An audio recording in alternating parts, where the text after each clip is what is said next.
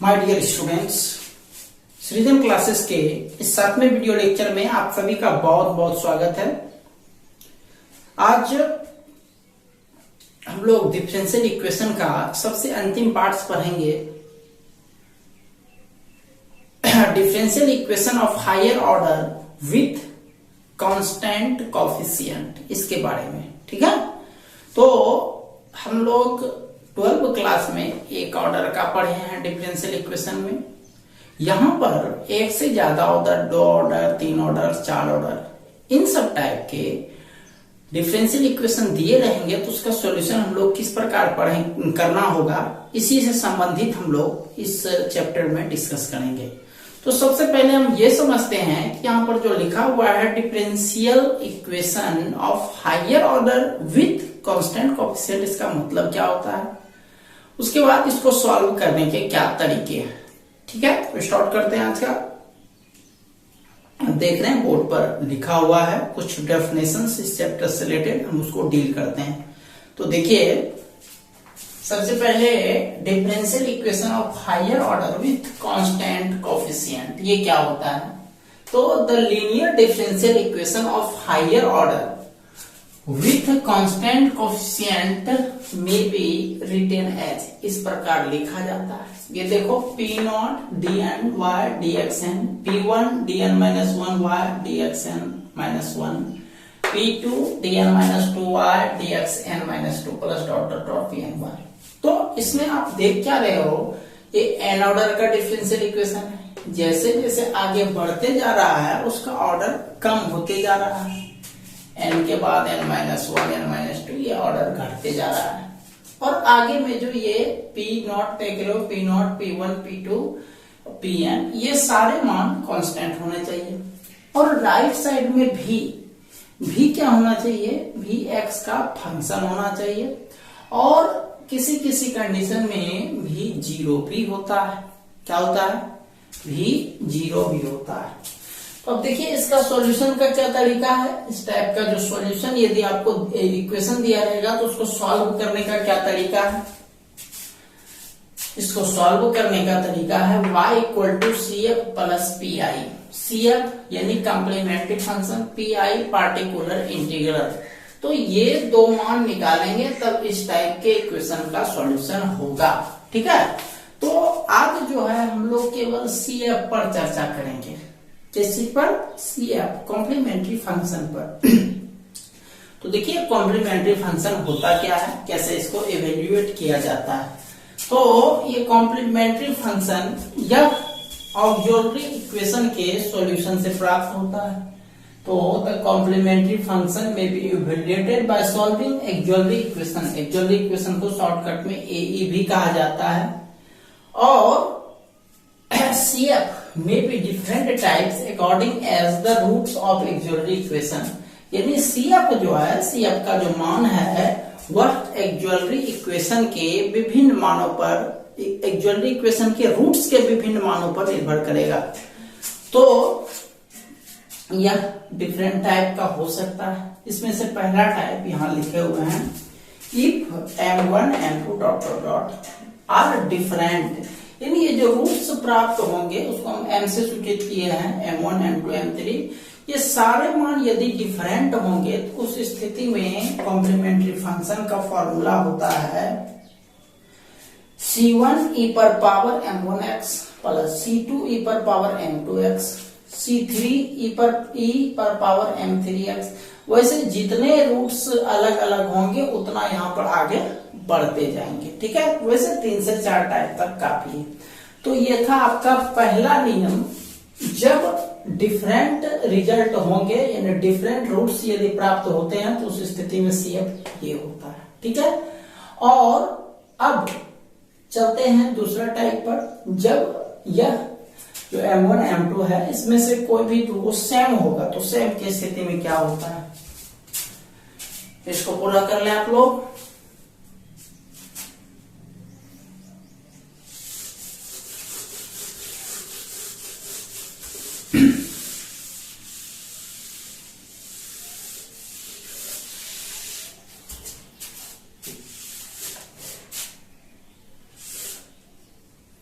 चलिए दूसरा टाइप पर चलते हैं।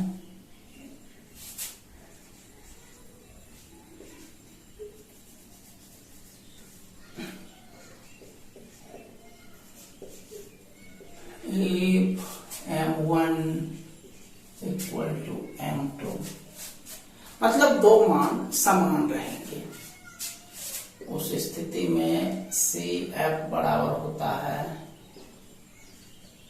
C1 प्लस C2x e पर पावर mx। m का मतलब क्या हुआ, ये दोनों के लिए m का यूज किया, मान लेते हैं इसका मान m के बराबर है।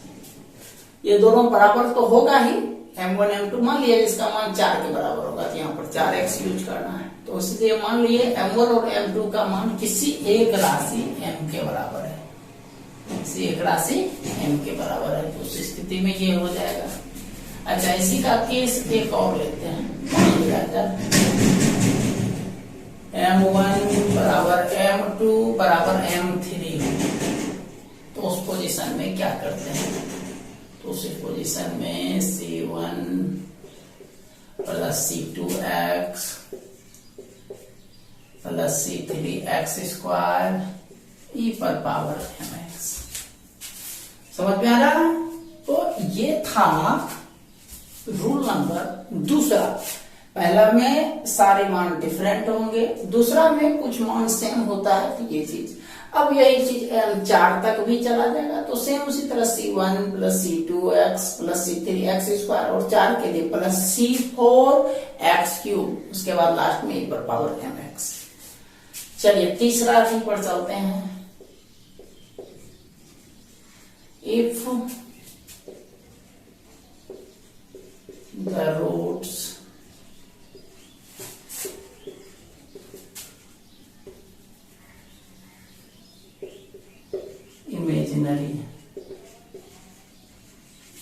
इमेजिनरी, उसको हम नाम दे लेते हैं, दैट इज, मान लिया जाए रूट आ रहा है अल्फा प्लस आई बीटा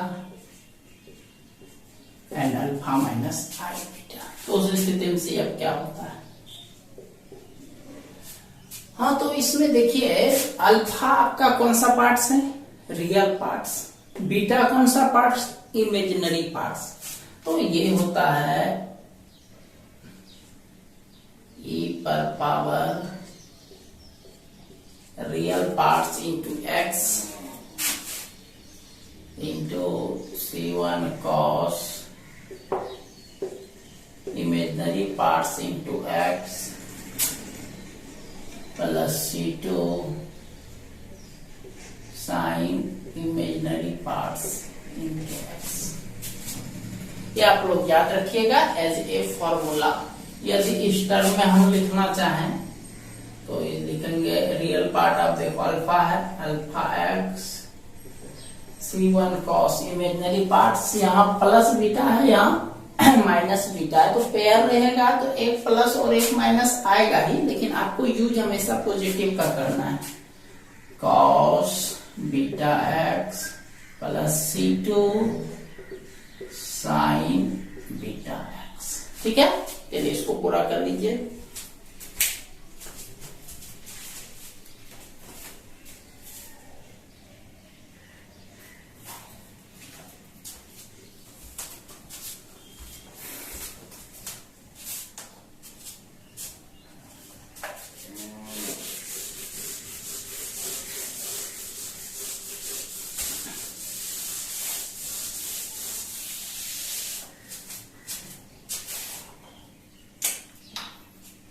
चलिए नेक्स्ट पर चलते हैं, एक्चुअली इक्वेशन कैसे निकलता है।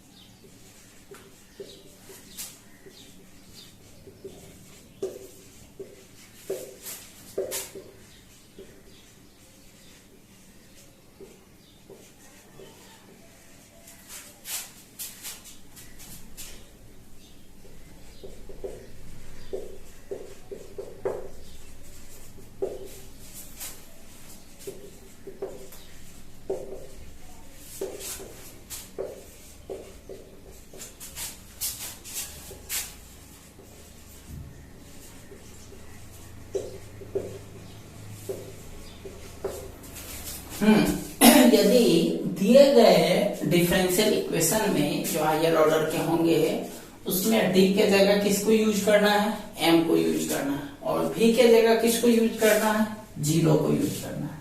तो ऐसा करने पर जो हमको इक्वेशन प्राप्त होगा उसी का नाम है ऑक्सिलरी इक्वेशन। इसको शॉर्टकट में हम लोग ए ई भी बोलते हैं। क्या बोलते हैं, ए ई। चलिए ये था ऑक्सिलरी इक्वेशन। अब कुछ एग्जांपल्स लेते हैं और आज सिर्फ आपको हम कॉम्प्लीमेंट्री फंक्शन निकालने के लिए बताएंगे। तो चलते हैं एग्जांपल्स पर।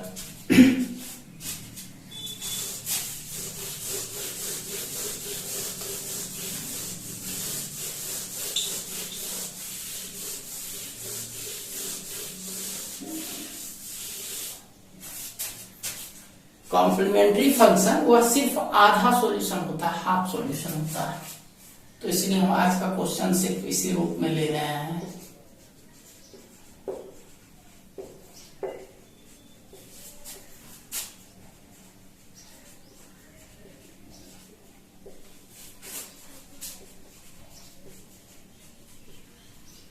Find the complementary function of the following. पहला नंबर क्वेश्चन लिखा जाए।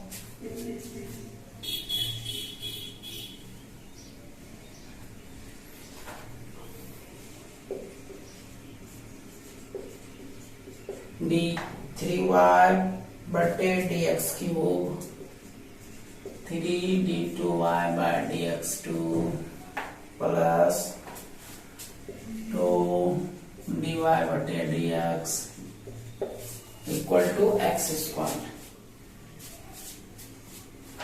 चलिए देखिए इसको कैसे वर्क करना है। ये तो आपका इक्वेशन है ही, इसको इक्वेशन कैसे लिखेंगे। The given equation may be written as, ये d क्यूब है, इसको कैपिटल D क्यूब लिखेंगे, प्लस 3d स्क्वायर है, कैपिटल D स्क्वायर लिखेंगे। सिर्फ d है तो सिर्फ d लिखेंगे, और y सबके साथ है तो इंटू करके यहाँ पर y लिख देंगे बराबर x स्क्वायर। अब देखो तो यहाँ v का मान कितना है, ये होता है आपका v का मान। तो ऑक्सिलरी इक्वेशन, चूंकि हम लोग यहाँ पर कॉम्प्लीमेंट्री फंक्शन निकालना है हम लोगों को, तो ऑक्सिलरी इक्वेशन लिखना पड़ेगा। और ऑक्सिलरी इक्वेशन में ये पार्ट क्या हो जाएगा, जीरो हो जाएगा, और d के जगह कितना रखना है, m रखना है। तो ये सारा m इंटू ये y बराबर जीरो, तो ये y एक तरह से गुना है, उधर जाके भाग हो जाएगा। तो सिर्फ ये सारा मान m के टर्म में लिखाएगा और राइट साइड वाला मान जीरो लिखाएगा। तो लिखेंगे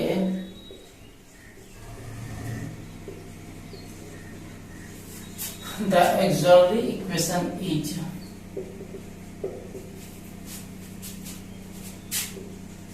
m cube plus 3m square plus 2m बराबर जीरो। इसको सॉल्व करते हैं। m कॉमन, ये द्विघात हो जाता है,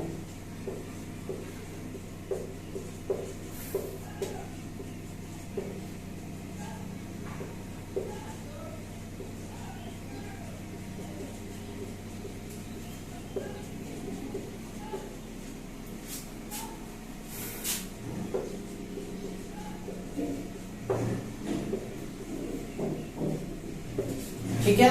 अब इसको इसे बच्चा वाला करने का काम है, डायरेक्टली तो m बराबर 0 -1 और -2, ये डायरेक्ट आप लिख सकते हो, नो प्रॉब्लम। इसीलिए CF इक्वल टू ध्यान में होगा, ये देखो 0 -1 -2 तीनों मान सेम है या अलग अलग है, तीनों मान यहाँ पर अलग अलग है। इसलिए इसमें लिखना है C1 e पर पावर m1x, C2 e पर पावर m2x, C3 e पर पावर m3x। 0 -1 -2 रख दीजिए, 0 into x C2 e पर पावर -1 रखेंगे तो -x हो जाएगा, C3 e पर पावर -2x। चलिए इसको पूरा कर लीजिए।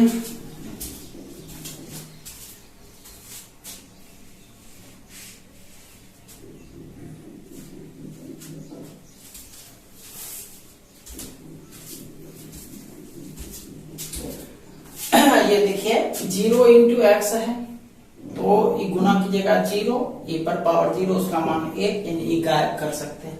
यानी आप यदि अगला स्टेप जाना चाहते हैं तो e गायब हो जाएगा, मतलब C1 प्लस बाकी पार्ट हो जाएगा। तो यहां तक भी छोड़ सकते हैं या फिर एक स्टेप और आगे बढ़ सकते हैं। ये आपका हो गया कॉम्प्लीमेंट्री फंक्शन। ये एक ऐसा सिस्टम हुआ जिसमें तीनों मान हमारा अलग अलग हुआ। ठीक है, अब चलते हैं इस, यदि दो मान सेम रहेगा तो उसको कैसे वर्क करना है। देखिए क्वेश्चन इस पर भी बेस्ड।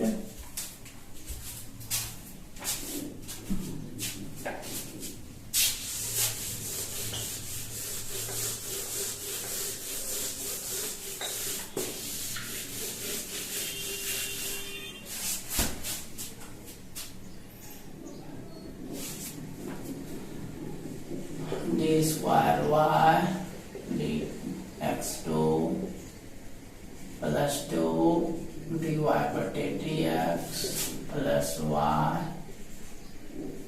इक्वल टू e पर पावर 2x। जैसे ये क्वेश्चन है, इस पे वर्क करते हैं।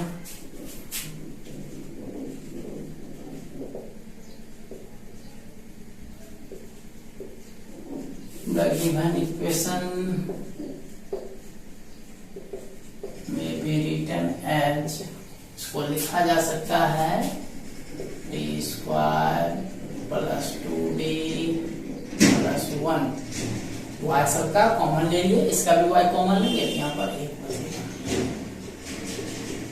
ये हो गया आपका। अब इसका एक्चुअल इक्वेशन लिखते हैं। The actual equation is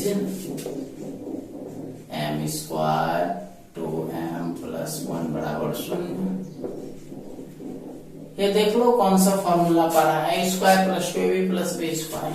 direct लिख दो, सीनियर क्लास हो आप लोग, सब समझ में आता ही है। m प्लस 1 का होल स्क्वायर, m का क्या वो मान निकलेगा, चूंकि m स्क्वायर है तो 2 का मान निकलेगा, यानी -1 और -1 दो बार लिख देना।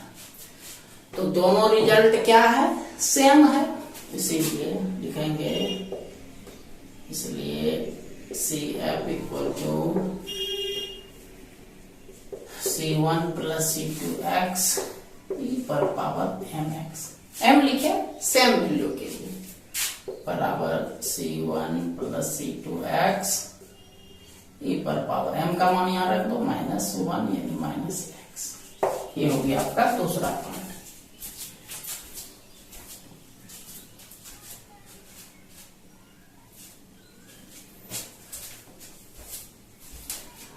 चलिए अब चलते हैं तीसरा पार्ट पर। ये एक ज्वेलरी से रिलेटेड चलते हैं।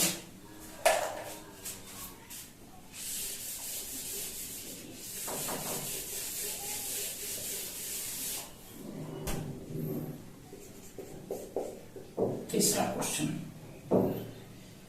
लिखिए, d2y by dx2 plus dy बटे dx प्लस y बराबर sin थीटा। ये जैसे है।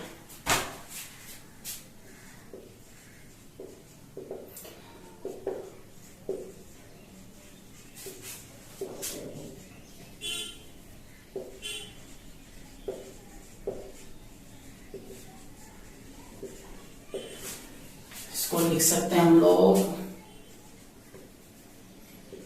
D square plus d plus 1 into y बराबर 0, ए बराबर साइन 3x। ठीक है, तो ये हो गया, इसीलिए the actual equation is, the actual equation हो जाएगा m square plus m plus 1 equal to 0। अब आप देखो यह गुणनखंड निकलना संभव है या गुणनखंड निकलना संभव नहीं है, इसीलिए हम इसको डी मेथड से चलेंगे, डिस्क्रिमिनेंट से।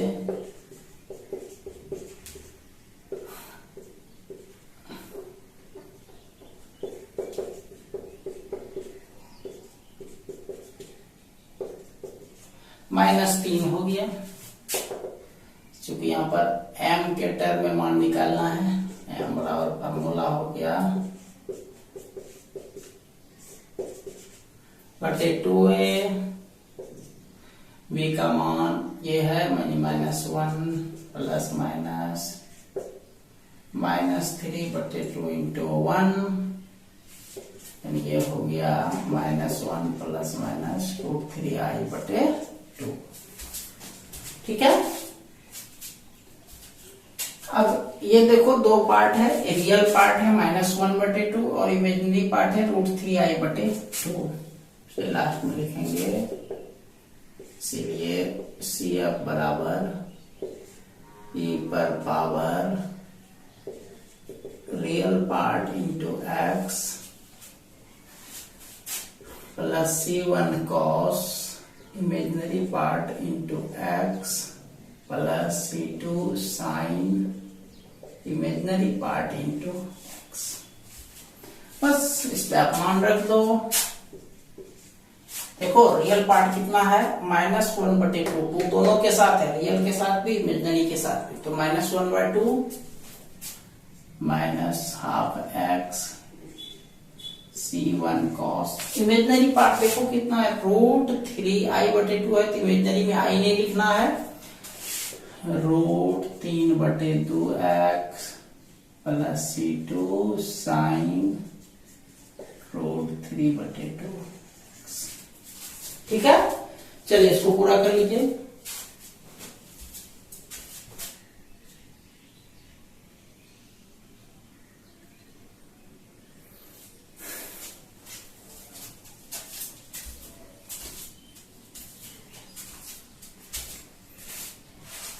चलिए आज इतना ही रहने देते हैं। अब तीनों से संबंधित कुछ वर्क से लिखिए।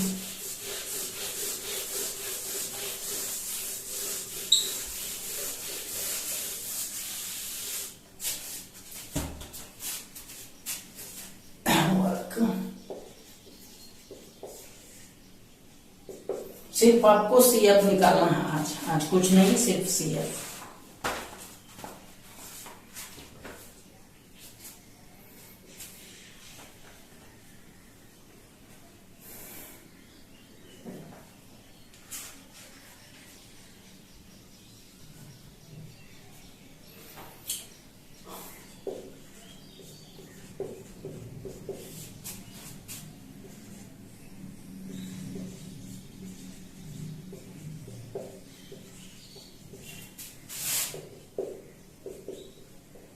दूसरा d2y/dx2 minus 10 dy/dx minus 24 y बराबर 0, d2y/dx2 plus 5 dy/dx minus 6y equal to 0। Question number चौथा,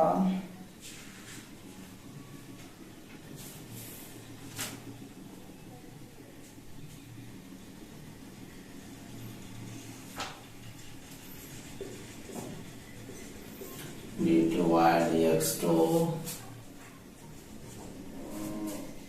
minus 12 dy/dx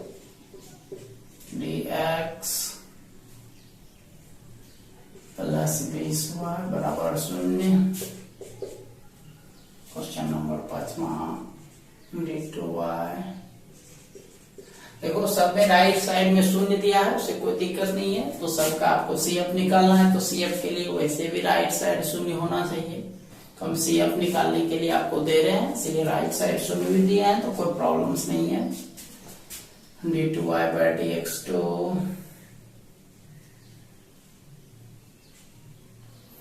plus 6dy/dx plus 9y बराबर 0, छठा d2y/dx2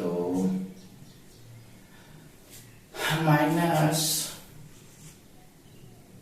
8dy/dx प्लस 16y बराबर 0, सतमा